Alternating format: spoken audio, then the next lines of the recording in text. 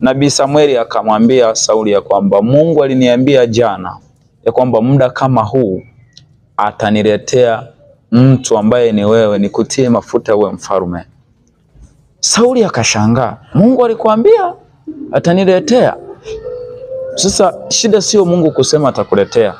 Shida ni kwamba hajakwambia ataniletea kwa namna gani. Na namna aliyoitumia Mungu kumletea Sauli kwa Nabii Samueli ni punda kupotea.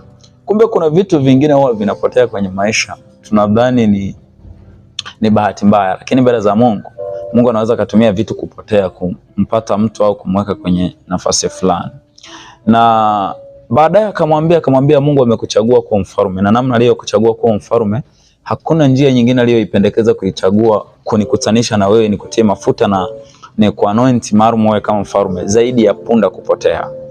Nachotaka ujifunze kwenye kisa hiki ni kwamba kupotea kwa punda wa Kishi babake na Sauli linaweza kuonekana ni jambo la bahati mbaya au ni jambo geni machoni mwa Kishi na machoni pa Sauli, lakini mbele za Mungu sio jambo la ajabu, ni jambo ambalo Mungu amelikusudia na amelipanga. Lakini pia kitu kingine cha kujifunza ni kwamba kupotea kwa punda wa Kishi hakumfanyi na Sauli mwanae apotee, kwa sababu kupotea punda